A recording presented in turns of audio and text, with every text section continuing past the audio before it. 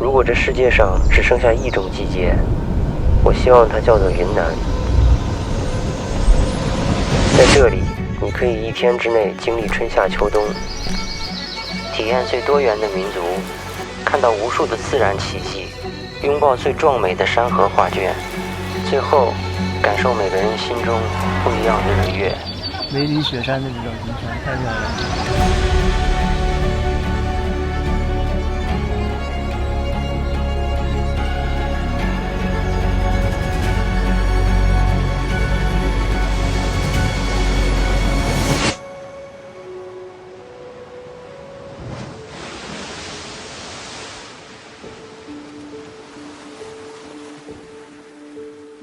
沙滩、帆船、椰树、海鸥，从来没有想过我们的云南之行会从水开始。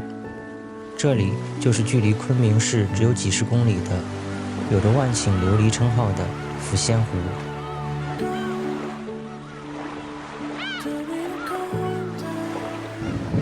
我现在是在云南的抚仙湖，据说是国内唯一一个有粉色沙滩的地方。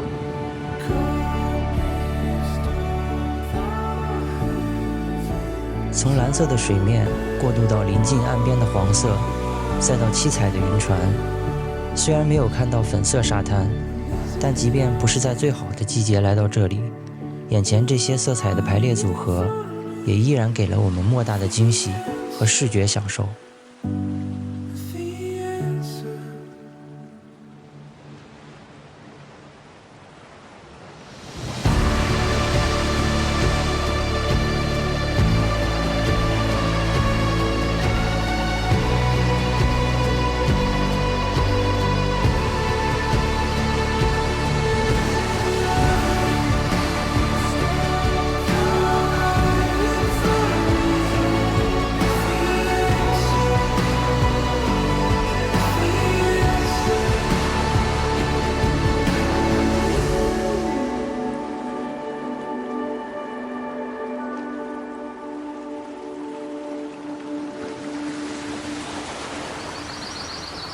这随着过完春节，春天的气息呢是越来越浓了。我们接下来呢，把视线转向云南的罗平，我们来看这样的一幅美景。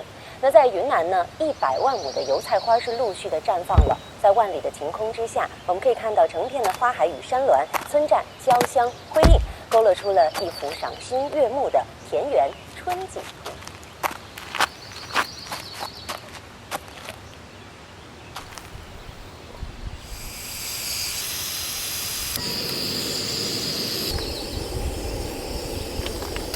一批过一批小点切下来，牛牛按的洗下子按就放到拌着煮菜就好吃了。洗不洗都行，因为这个是干净的，没有没有农药，没有直接采就行吗？就是这个花吗？没有不一样，不一样。不一样，这个是真的，这个是假的。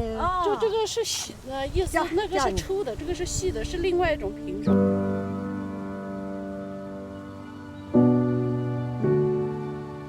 刚才的奶奶说，她觉得应该是放一点绿色的蔬菜会好吃，所以她给我就揪了2把，因为她说这个油菜花里边其中有一种是可以就是腌菜吃的，所以她给我掐了以后过来我放一点，然后我尝一下。在我的印象中，似乎每年只有油菜花开的时候才能代表春天真正的来临。2月份的云南，在北方还会有雪花飘落的季节。我们来到了罗平，这里的100万亩油菜花会在接下来的短短几天时间里瞬间绽放。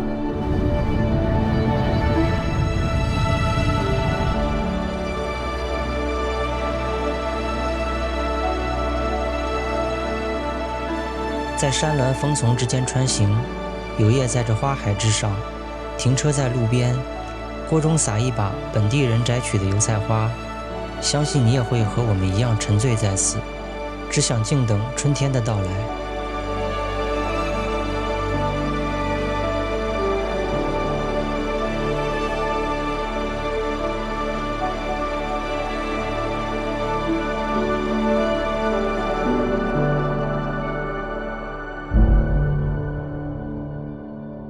近100年的历史的一个民族舞蹈，就是我们的阿戏跳跃。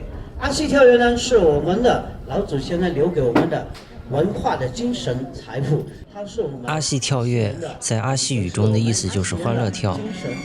阿戏族作为彝族的一个支系，阿戏人的骨子里有着最浪漫的基因。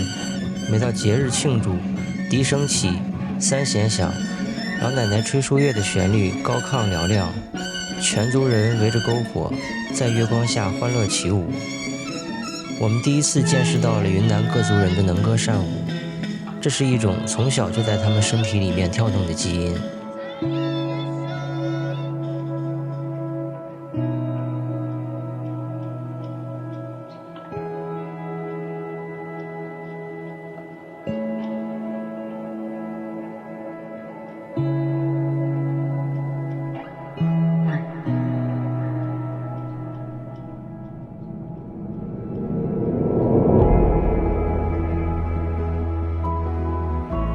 作为世界上唯一一个与佛同名的城市，弥勒市，不得不来的就是这尊世界最大的弥勒佛。市名弥勒，寺名弥勒，佛名弥勒，山也是弥勒。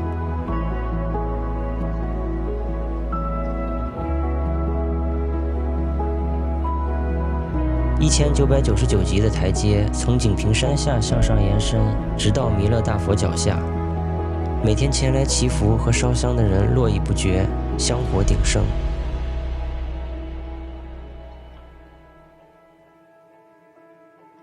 我知道我要进去，我那个拍一下上面那个。路没有卡住，在过就卡了，到高层就卡住了，卡住了。那边有个多停车场，你们直接可以开到那边停了以后。好，谢谢啊。好嘞，好嘞，啊。你听明白了吗？完全没有。我们现在已经是到了这个地方了，说是有1000多户，然后说是这个古村子有600多年的历史。它这个的特色就是你家的院落就是我家的屋顶，然后就是村那户户相通。给大家拍一下它是什么样子的。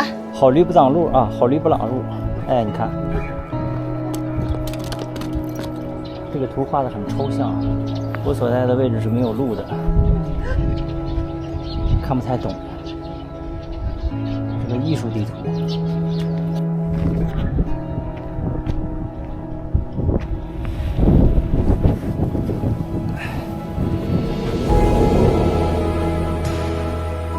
有着艺术地图的指引和不算矫健的身手，我们像爬山一样登上了别人家的屋顶。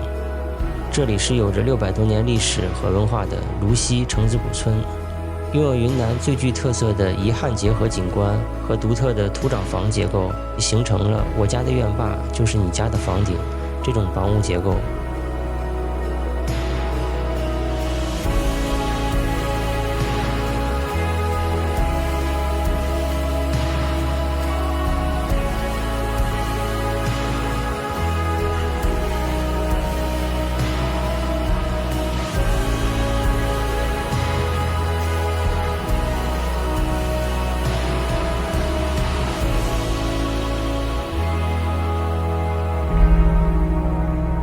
简陋的生存条件下，能让这种结构的房屋几百年屹立不倒，让我们不得不佩服古人的智慧。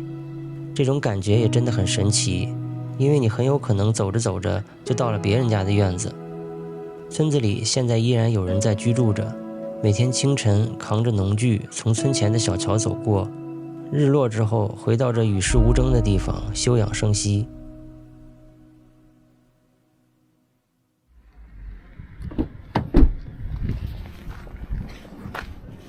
你们这是干什么的呀？他们这是什么节目啊？还没开始呢，有早教。什么时候开始啊？明天正式开始啊？是斗牛吗？他们说是2条水牛在那儿打架吗？是的。偶然路过云南芦溪县的一个小村落，路边的广告和舞台吸引我们停下车，询问后得知，这是彝族为了庆祝火把节的一项传统竞技项目——斗牛。来自十里八乡的人们将在明天赶到这里，观看这场激烈的牛王争霸赛。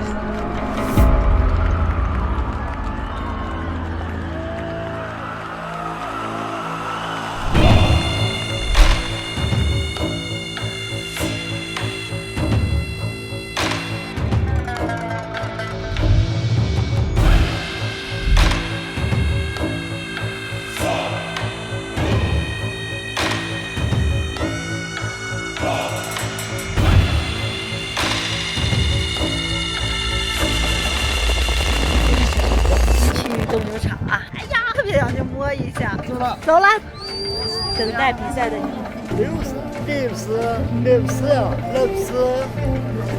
Hello， 喝着红牛看斗牛，人越来越多了啊。北天意式斗牛大赛正式开始。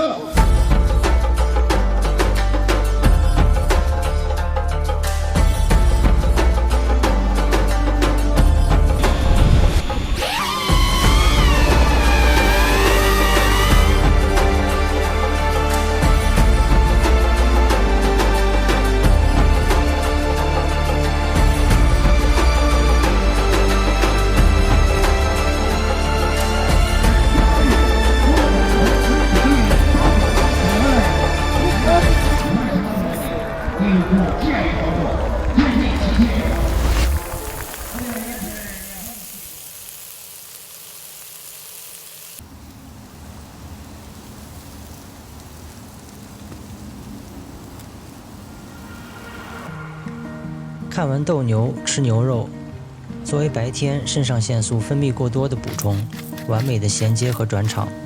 但是请你放心，这头牛我可以保证不是白天斗输的那一头。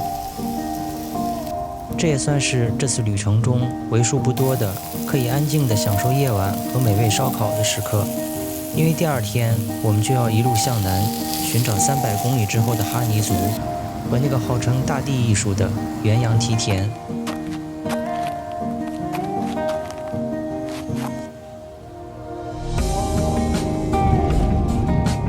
我现在是在清凉之乡悲格，然后一个山顶上面，这儿的风巨大，那边是正在日落，非常好看。你是哪里？我们是河北。老板给我们挑了3个，觉着他那个坏的不愿意卖给我们。就是生虫了嘛。啊，生虫了。好像赶路和赶火车一样，是每个旅程中的人必然的一种经历。我们记得很清楚，那天是元宵节。沿途也都是正在匆匆赶路的人，我们都行驶在相同的月圆之下，但却奔向一个个不同的目的地。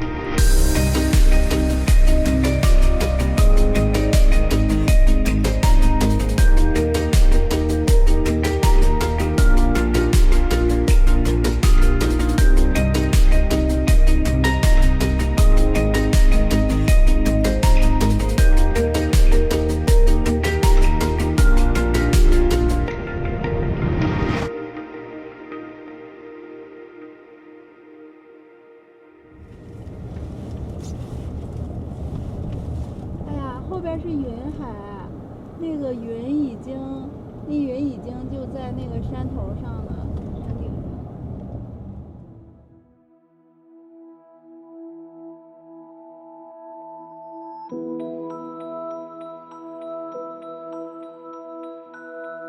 翻越哀牢山的层层雾气，随着视线逐渐的清晰，路边开始出现波光粼粼的稻田。我们也终于看到了哈尼族人世世代代留下的这幅山河画作。红色，有人提前的话，它就是绿色。我的妈呀！哎呀！哇！我上来也这种感觉。这种地方。当我们站在这里，举目远眺，哈尼族1400年的智慧结晶就这样出现在我们眼前。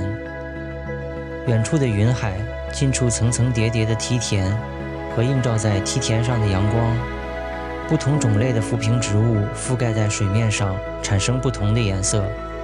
从空中俯瞰，3000级的梯田无穷无尽地绵延在画面上，而哈尼族的大地艺术家们时至今日依然在描绘着这片万亩奇迹。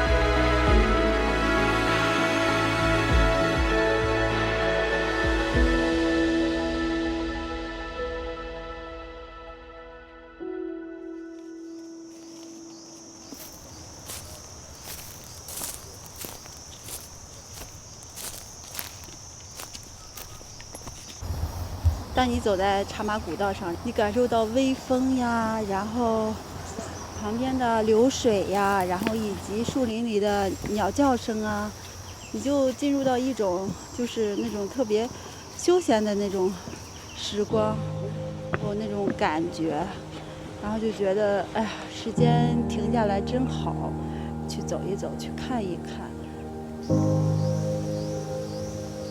走过丝绸之路，我们开始驶向云南的最南端。随着温度的不断提升，惊喜也不断加码。虽然只有短短的几百公里，但是1天的时间就已经从初春来到了盛夏。我们现在已经到了西双版纳了，在这里能看到野生象，但是呢，我这个地方我攻略过，然后网上说看到野生象的机会为0。我这几十只得有。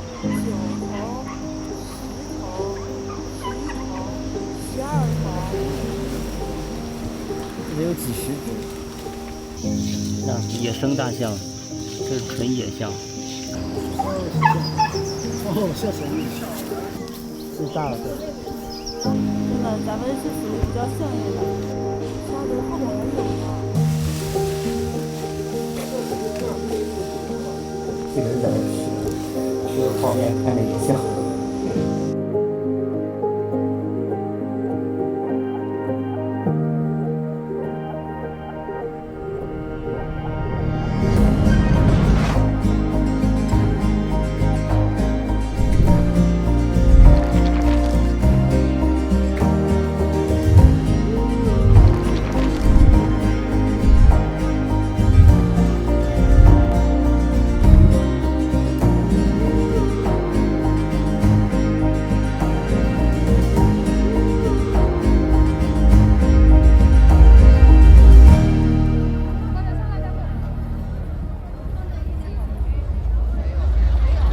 前面已经开始有这个赶集的氛围了啊，因为已经开始堵车了。对，这边叫赶摆的氛围了。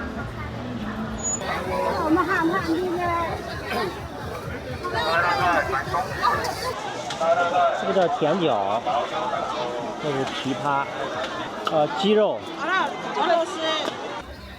相对于五光十色的星光夜市，我们还是更喜欢具有烟火气的这里。本来想体验泼水，却意外地遇到了一场赶摆，也就是赶集。桥下挤满了各种摊位，美食、日用品、民族服饰应有尽有。但在这里赶摆，也不只有集市和贸易。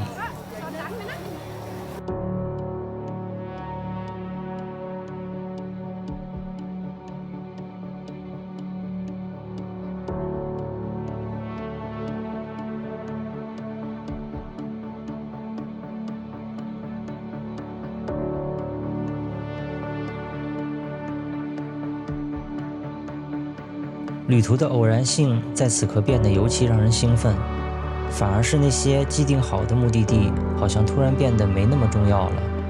偶遇的野生象群、赶摆、祭拜，也包括接下来偶遇的这些奇妙画面。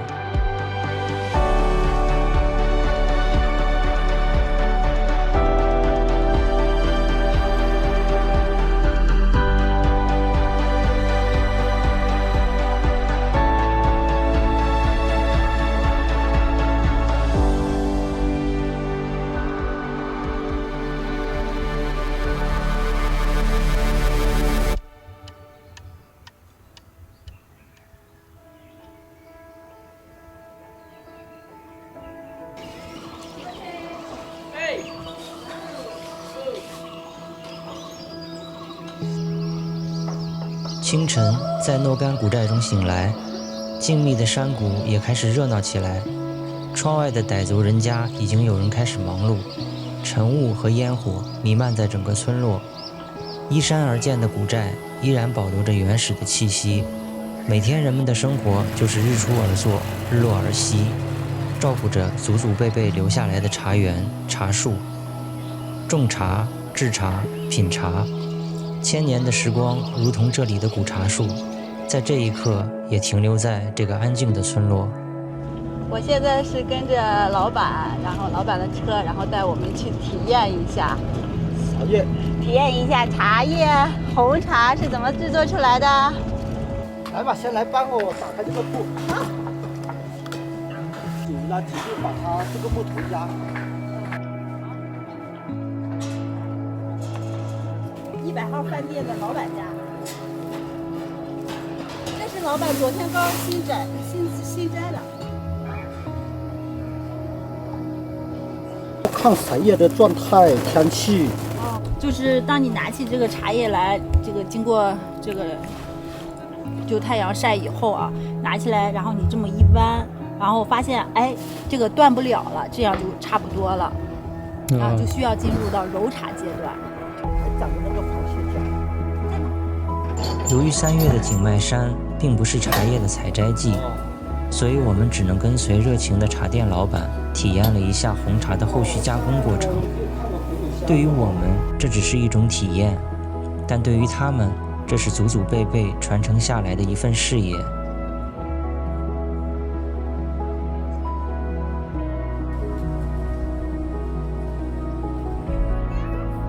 在这里，你可以随意地走进一家店，哪怕不买任何东西，店家都会热情地招待你，请你喝上一杯解渴的茶，告诉你你想知道的一切，或者请你品尝他们自己家正在制作的炸鱼，而不收你1分钱。你甚至可以随意穿行在别人家的院子和阁楼，迎接你的也永远只有傣族人热情淳朴的笑脸。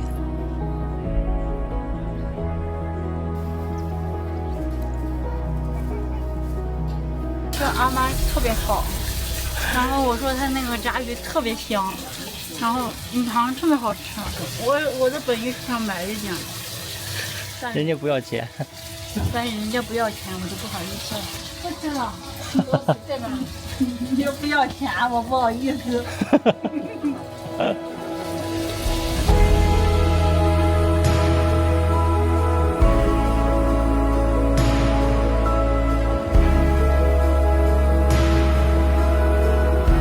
这里有着比镜头中能看到的更加纯粹的自然生态和人文历史。当你厌倦了一些东西，来到这时间和空间都会被遗忘掉的地方，也许你也可以找到你心目中的那份岁月静好。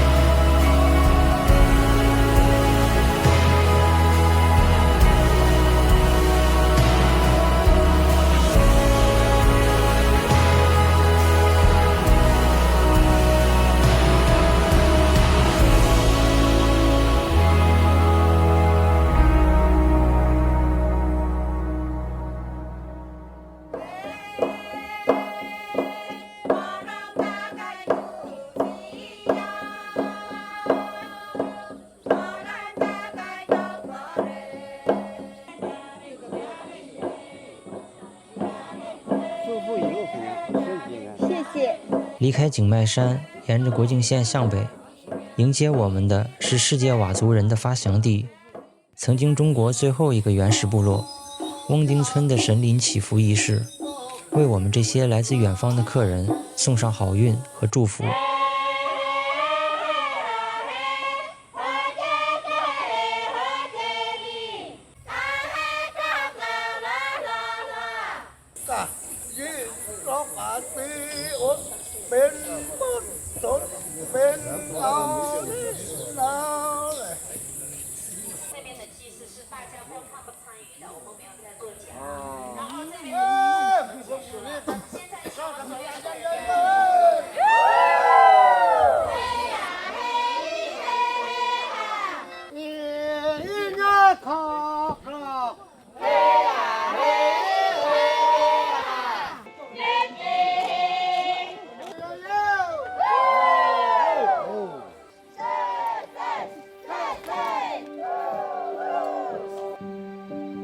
仪式结束，人群散去，这些佤族原住民的表演者也相继离开。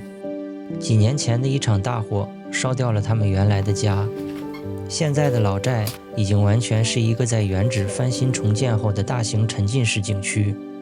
很多原住民也成为了景区的互动演员，他们白天来这里表演，晚上回到1公里之外的新寨休息。重建后的古寨虽然保留了原貌，但是总感觉缺少了很多原始的气息。唯一不变的可能就是寨门的这棵神木和主持祈福的老人。不知道他们是否真的喜欢演绎过去的自己，但其实好像我们大部分的人也都只是在更大的景区，在其他人面前表演而已。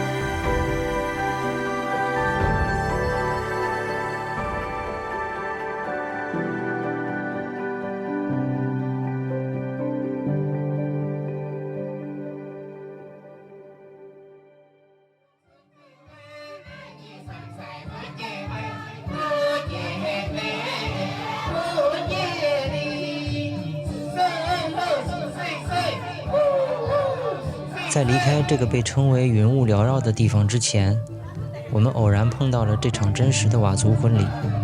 几乎全寨的人来到这里，卸掉了白天的演员身份，带着他们最真诚的祝福和笑容，围在一起，载歌载舞。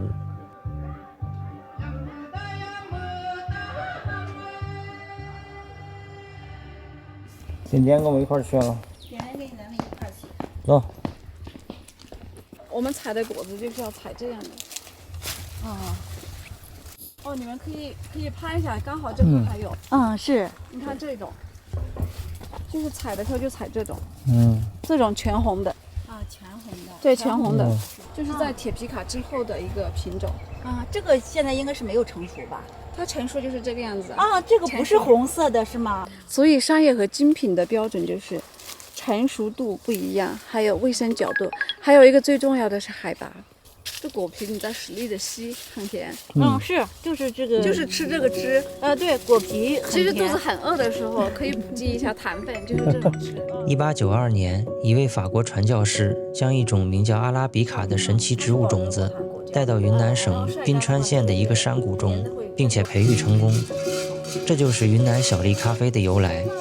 如今的云南咖啡产量已经占到了全国的90%，而云南保山怒江坝的新寨村更是有着中国咖啡第一村的称号。有的是棕色的，有的是深褐色的，有的是浅褐色的，烘的不均匀，可能跟我们的手法也有关系。第一次，毕竟是人生第一次的东西肯定是。但是有多少人能喝到自己亲手烘焙的？深厚的豆子不费力，吃。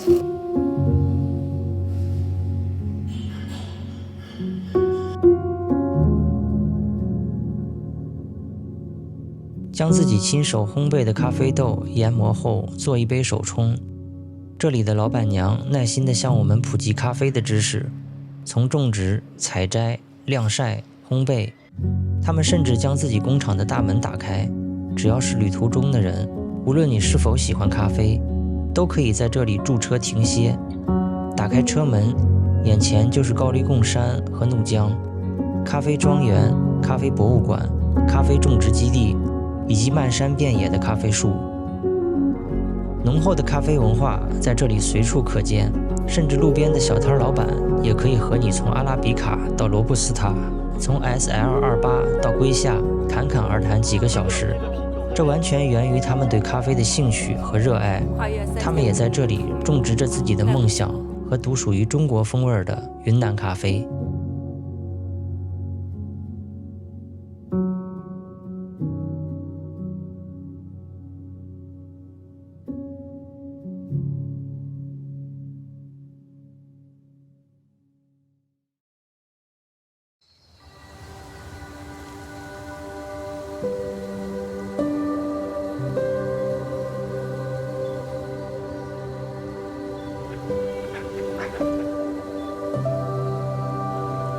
第一次知道这里还是龙文章的那句“走啊，我带你们回家”，而我们也来到了这个曾经是一群炮灰故乡的梦里禅达和顺古镇。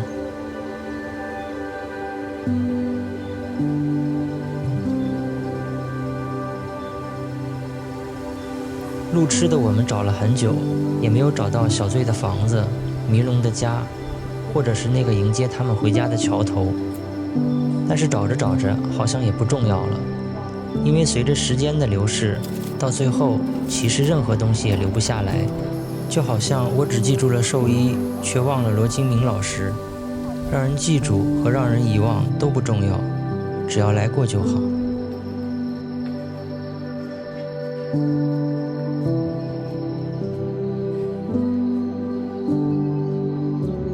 我们唯一不该遗忘的是所有先烈所做的那些抗争。山河动荡的年代，就算历史无法留下它的印记，小书虫的少年中国梦也依然会像暗夜里的火炬，生生不息。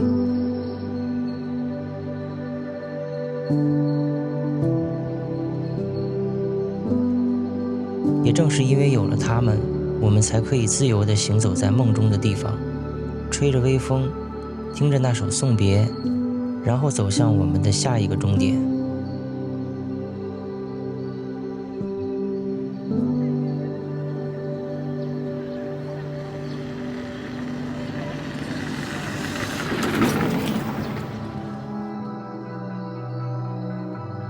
看到眼前的这些火山群，代表着我们计划中的云南之行旅程已经过半。滇东南让我们感受到的是从来没有过的文化差异，如此多的民族和各自不同的习俗、信仰汇聚在这里，造就着如同三江并流一样的奇迹。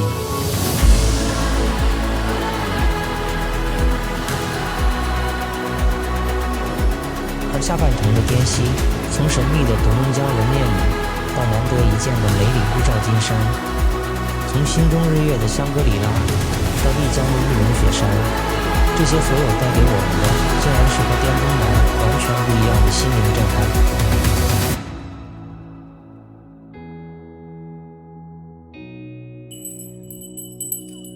没有人放他们，他们自己带点铃铛，自己放自己。我现在来到了是记忆之城，栀子罗村，是一个一夜之间搬空的县城。据说当时是专家预测这里将会发生重大的自然灾害，所以一夜之间就搬空了。栀子罗这个名字听起来就像是被时光小心收藏的秘密，一半沉在山谷的雾里，一半轻扬在风中。而岁月留下的痕迹，也在旧街小巷中安然沉睡。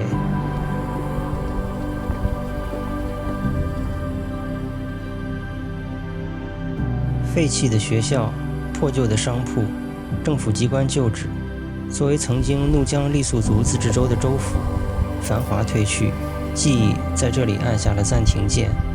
所有的东西都保持着上世纪70年代的模样，而造成这一切的，只是因为一个预言。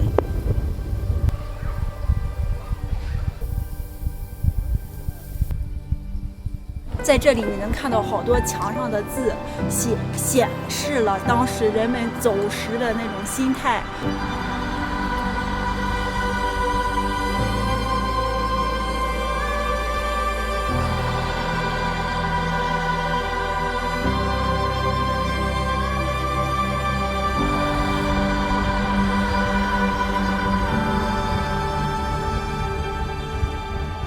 这些留下来的人就像被上帝所遗忘，他们没能遇到那场灾难，等来的只是繁华褪去，而离开的那些人，不知道又有多少还想回到这片故土。但如果时光可以倒流，我很想知道他们又该如何选择。很可惜，时光和人生都只能永远向前。穿过这条像记忆一样长的隧道，出现在我们面前的是曾经号称云南最后秘境的独龙江。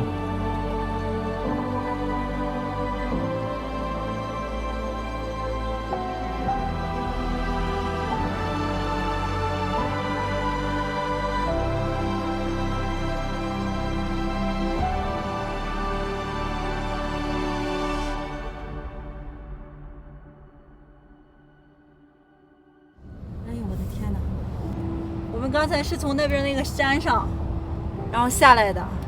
刚才在那边山上的时候，我就不敢往这边看，啊，但是现在我已经开到下面来了。我再看上边，我就觉得好惊险呀！幸亏路上的车不是很多。这个路上的路况不太好啊。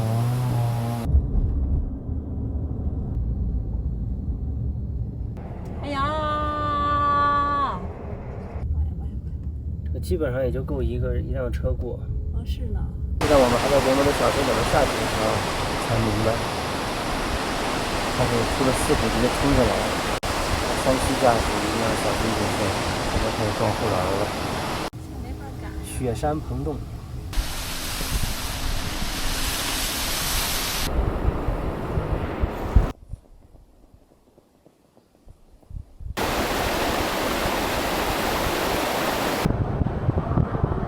突然就是从20多度一下子到了4度，而且在我的前方都是雪呀。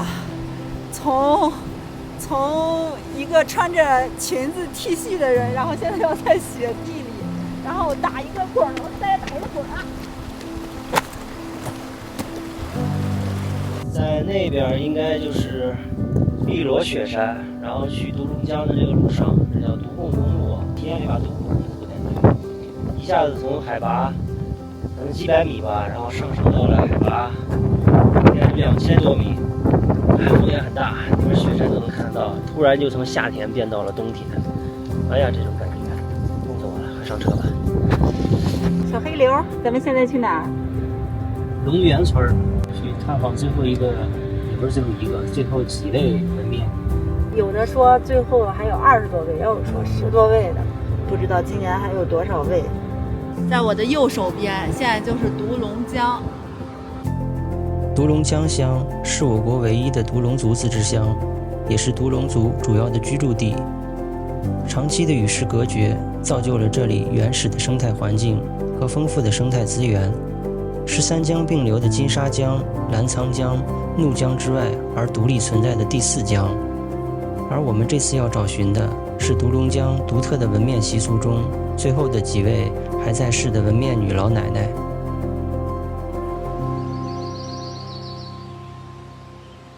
刚才那个大哥告诉我从这走，走那走，实际上从哪走我也不知道，他也没有个标识，就是纯靠鼻子下面有张嘴问。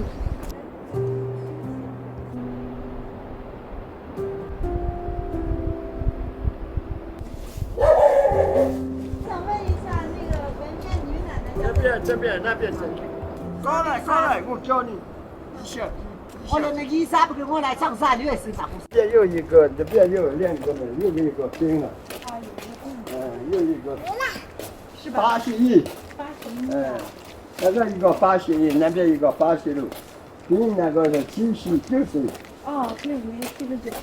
上去是病命，这边在门口里。奶奶，你好。拿了几万，你说什么？没想到我就很幸运，我自己问过来的就问到了。织布啊，你啊，对啊，首先用的织布啊，织布是吧？啊，奶奶今年多大岁数了？81。会织布的还多吗？就会这个手艺的？手艺的没有了。没有了是吧？马上那。哦，马上就没有了。奶奶身体还健康不？祝好。啊，祝奶奶身体健康。是你自己吗？现在就你自己吗？就你一个人吗？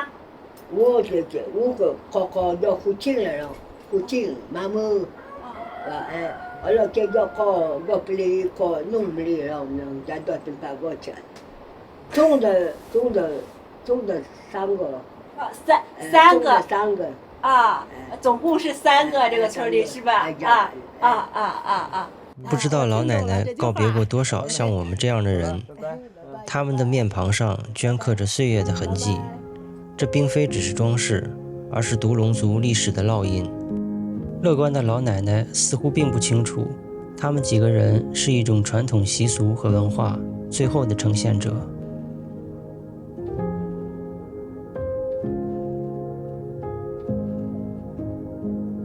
下面要走一走的是德贡公路，这个公路据说前几天还说正在封路，有大雪，不知道今天怎么样，过去看一眼，看一看能不能顺利的通过。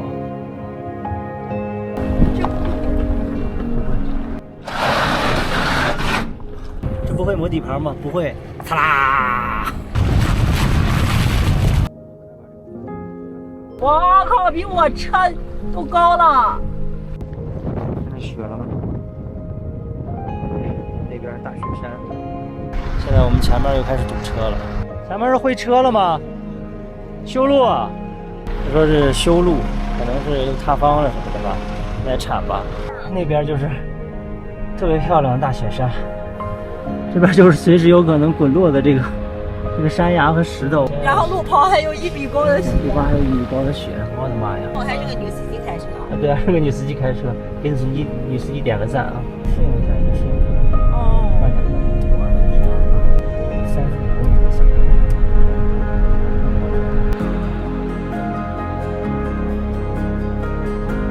德贡公路是连接贡山县和德钦县的一条重要公路，全长100公里左右。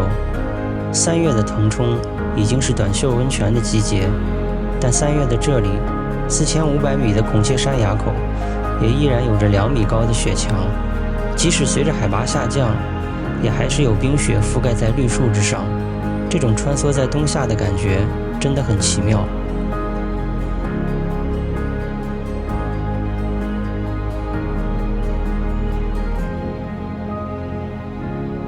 在经历了种种修路、堵车和危险的落石区域，我们也终于到达了迄今为止也没有人征服过、有着太子13峰的梅里雪山的脚下。比较艰苦，在这涮锅。为什么在车里涮锅呢？是因为车外太冷了。这个藏族大哥的车好漂亮啊！哇！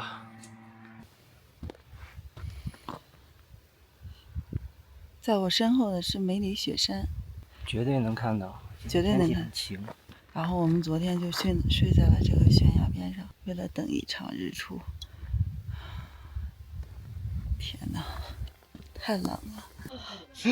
我们被冻得瑟瑟发抖，但是我们背后就是日照金山，梅里雪山的日照金山，太漂亮了。特别幸运，我们以为昨天晚上阴天了，而且还下雨了，然后我雨看不到了。早上起来，我就一直在车里，然后没有起，最后发现啊，好像天气还可以，应该能看到。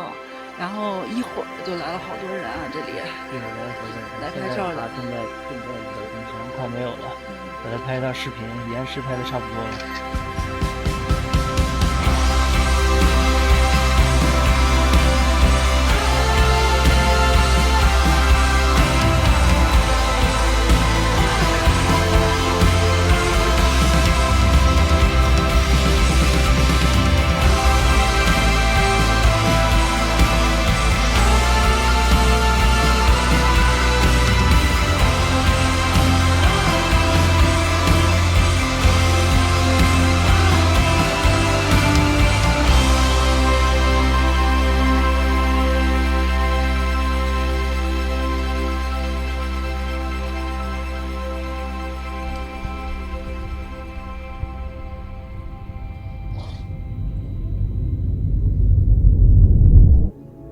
有幸看到梅里雪山全貌的我们再次启程，依旧是雪山相伴，已经数不清这是进入滇西北以来的第几座雪山了。但无论哪一座，都值得你停下车，感受它的圣洁和自然的力量。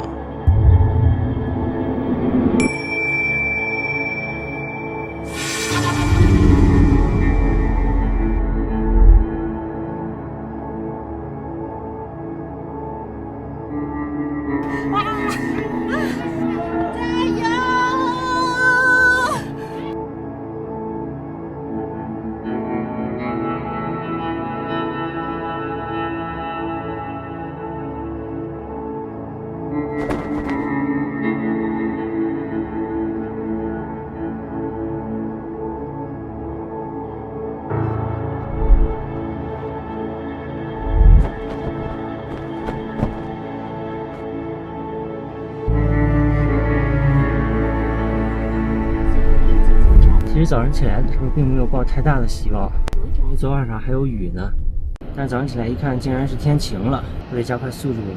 现在天已经那边的天已经开始微微亮了，所以我得在10分钟之内然后走到那儿。香格里拉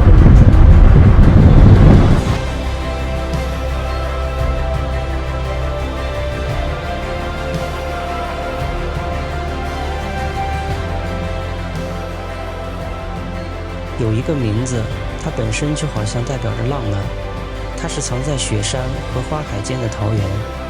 当阳光洒在宁静的草场，每一个角落都弥漫着一种平和。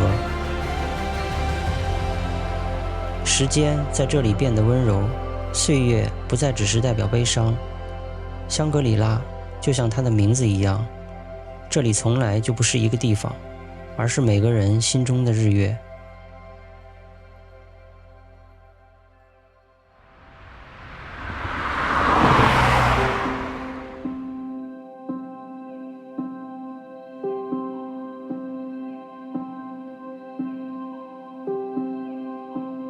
离开香格里拉，浪漫在这里得以延续。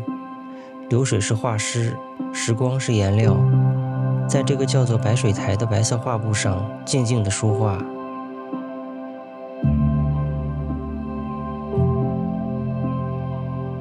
大自然的鬼斧神工在这里体现得淋漓尽致，白色梯田一样的泉华，真的就像是仙人的遗田。每到阳光斜射没有风的时候，就算是流动的水面，也像镜子一样倒映着整片的天空。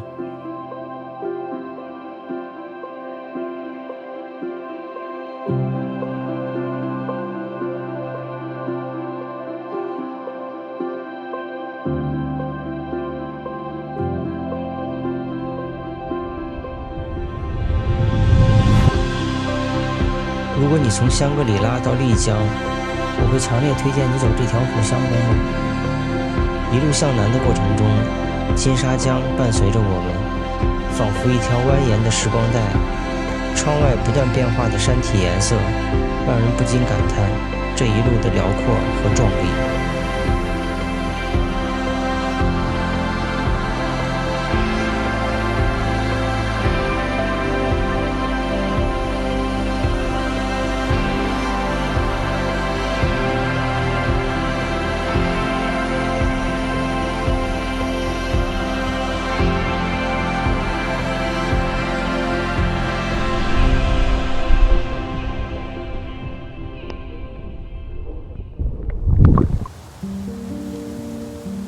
可能网红、喧嚣、热闹，这些丽江古城的标签真的都不太适合我们，但我们非常幸运地找到了就在玉龙雪山脚下的这片宁静之地——束河古镇。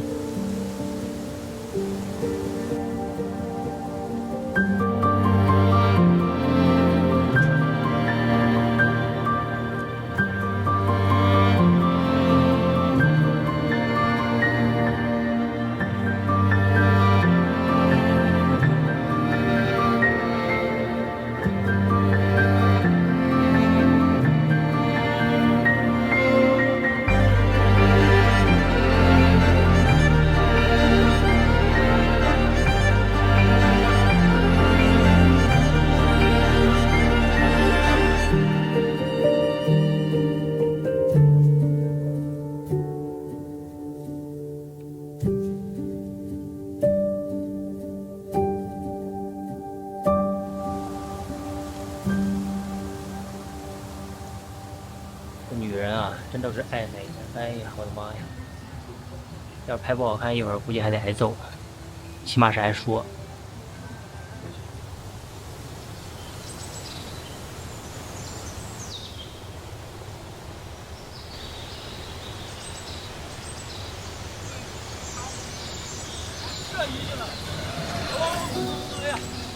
我的天，好几年了，可不嘛，真是。就跟串门似的，你知道吗？对对，差不多那意思。我叔叔、阿姨 ，Hello。我上啊。走。要叫哥哥们。干杯啊！异乡的土地，总有种格外的孤独。陌生的街道，不同的口音，擦肩而过的行人，让人时常想起故土和那些熟悉的面孔。他们是在几年前的彻底放开后，从几千公里外，远离家人、事业和人脉，举家搬到云南。原因也并没有那么的具体，但我想一定是经历过一些，才能够有这样割舍的勇气。又或者，其实我们每个人来到这世上的时候，本来就是一无所有，所以无论走到哪里，也不应该是那个所谓的终点。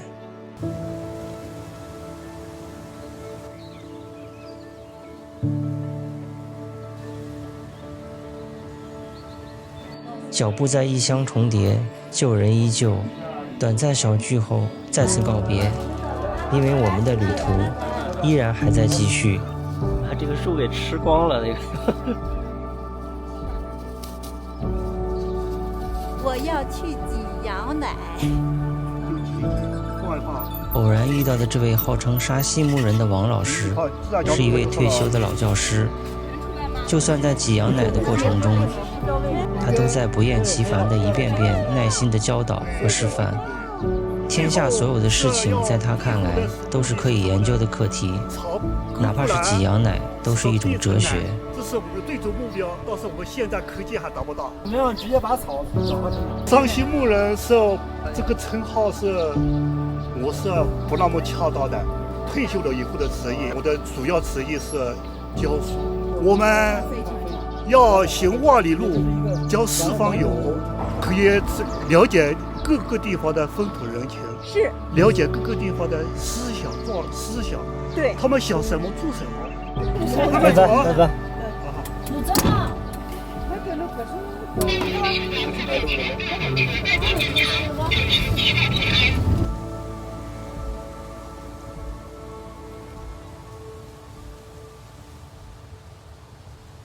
这是我们两个的第一次徒步，我们现在是徒步虎跳峡，然后因为是第一次，我们可能考虑到体力不行吧，然后我们是从茶马客栈然后开始，然后到张老师，今天是到张老师客栈那里，然后耶，希望我们顺利。帮我开个章，谢谢你们。好嘞，没问题，拿3根。拿3根。好。因为他说了背上来的呀，所以我们要支持一下，买了3根黄瓜10块钱。说实话不贵。说实话是不贵的呀。你知道刚才我给你买那个多少钱吗？多少钱？8块。本来想问一下价，他说他8块，他说5块钱卖给我们。然后我说10块钱30块，他就给了。吃一根大黄瓜补充体力。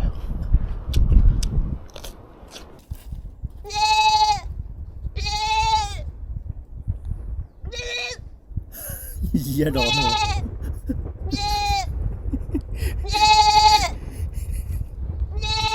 找人呢？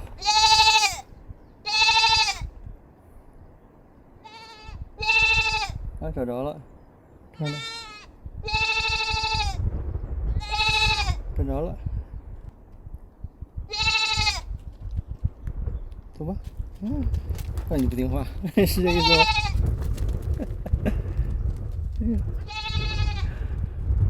这好玩的。这个路怎么样？毫无难度。毫无难。对，看在我的身后，有2组大人带着4、5岁的小朋友，看着也就4、5岁的样子吧。这条横亘于雪山之间的峡谷，就是被誉为世界10大经典徒步路线之一的虎跳峡高路徒步。虽然难度只是初级，但当我们行走在海拔2000多米的半山腰上的时候，依然感到震撼。抬头是哈巴雪山和玉龙雪山在相互遥望，低头是峡谷间金沙江的怒吼。你能经历的是走在1、2米的碎石小路，脚下是悬崖绝壁，淋过飞天瀑布，再随着海拔的急速下降，直到看到奔流的金沙江，最后再爬上接近90度的天梯，才算最终完成。这边传来的声音，把路拍上了。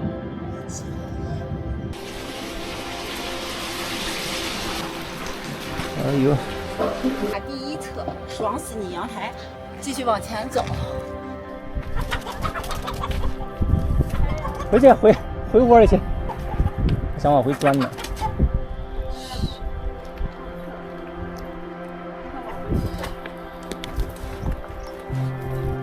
哎，回去了，跑回去了。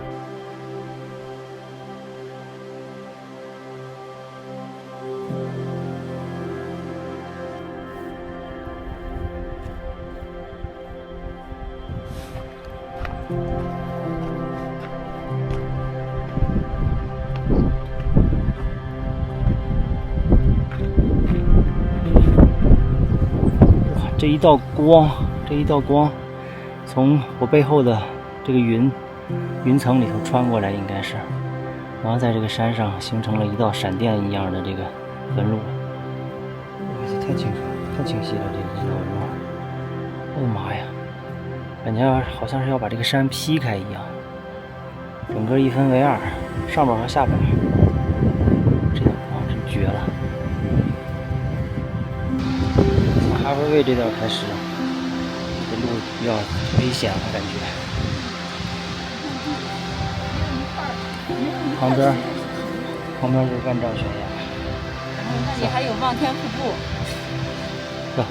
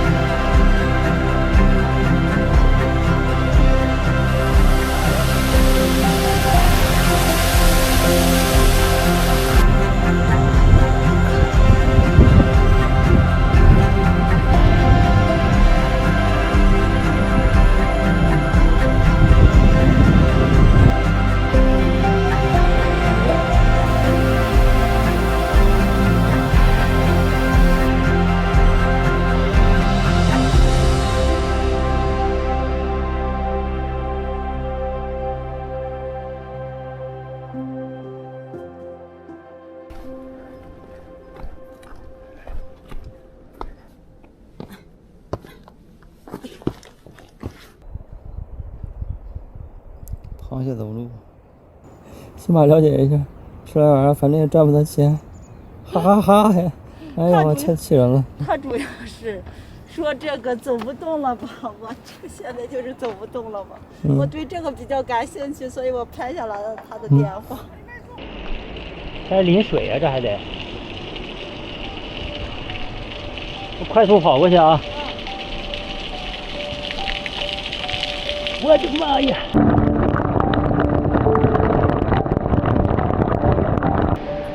底下就是江，不是他这种路是到底是怎么修出来的？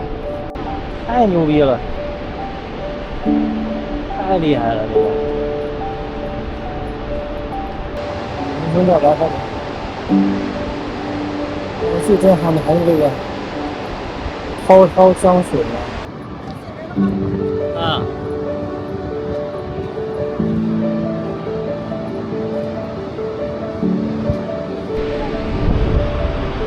妈呀，这才叫真正的一线天，别地儿那都是假的，就一个天在这儿。别地儿都是假的，你把所有的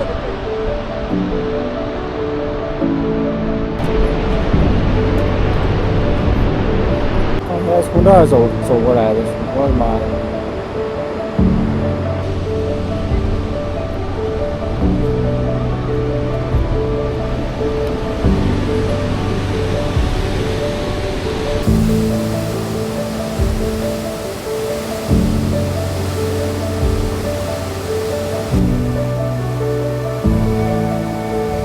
当你用2天时间走过这短短的10几公里的路，随着耳边金沙江的怒吼越来越近，最后看到它在你眼前几米的地方奔腾咆哮，你会发现这段路不仅仅是风景，而是人对自然应该有的那份敬畏之心。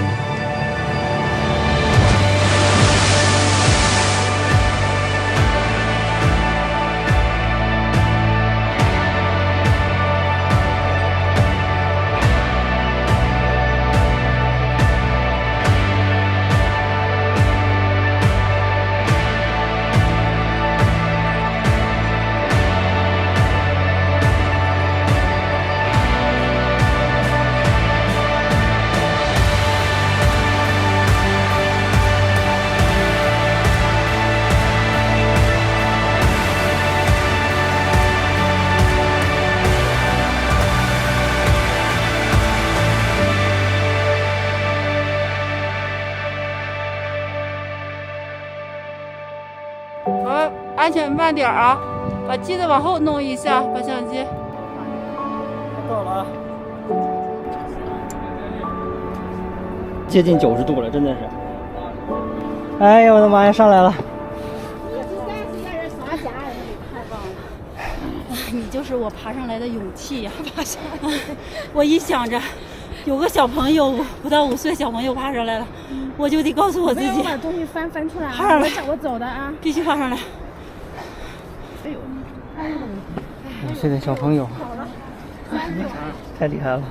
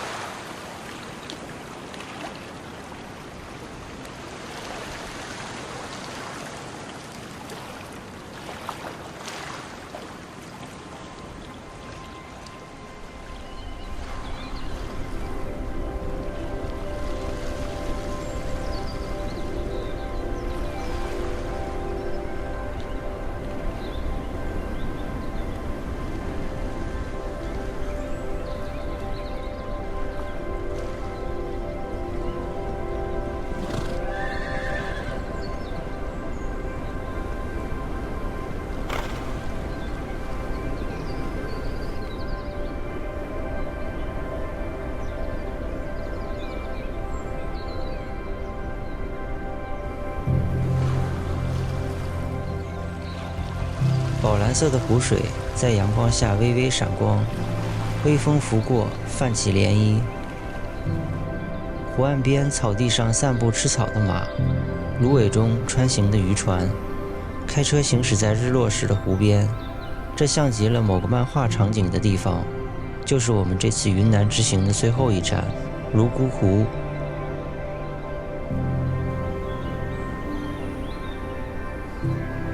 5月的泸沽湖，著名的水性杨花也还没有开放，湖北岸的芦苇已经开始由黄色变为绿色，黄绿相间，一簇一簇地点缀在平静的水面。而此刻泸沽湖的南岸，夕阳下的湖就像湛蓝的宝石，静静地镶嵌在群山之间。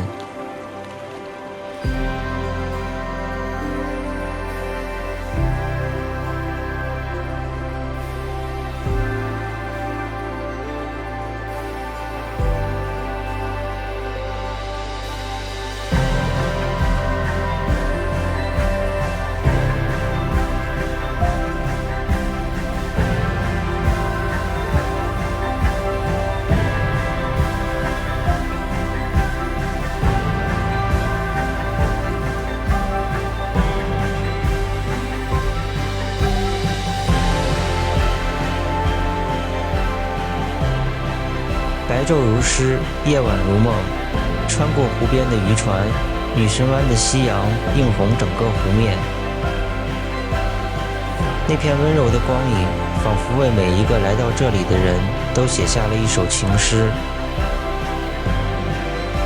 在这惊世的日落后，夜幕降临，你将看到这样的画面。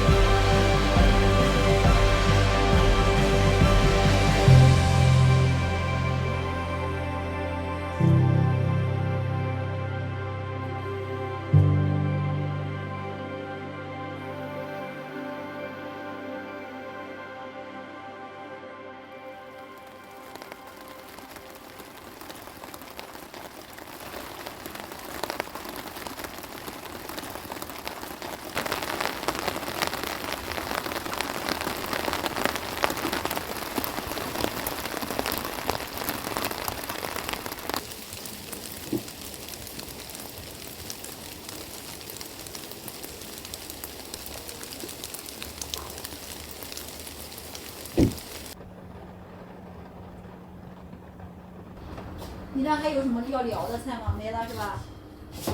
我没有什么菜了。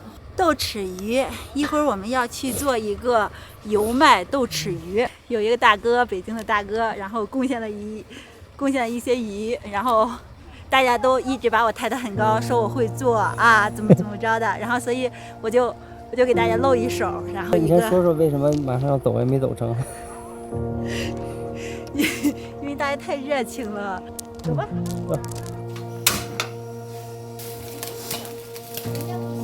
可以同步呀。旅途中总能遇见形形色色的面孔，他们来自不同的城市，说着带有家乡口音的故事。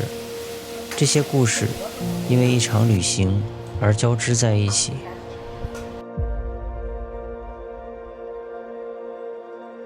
谢谢孔大哥，营地的老板，然后还有三叔，我也在这儿呢，还有大爷啊，对，还有北京的大爷、胡大爷。你们啥时候到的？这么吃10家嘛？云里咖啡，好的。这是来自云南的小弟。朵南花系，我们想要买的是多肉植物。我跟你讲，不能买它，算了，不看了。欢迎全国的车友们啊！小团团。不认识我的人，他们只看到我破衣烂衫。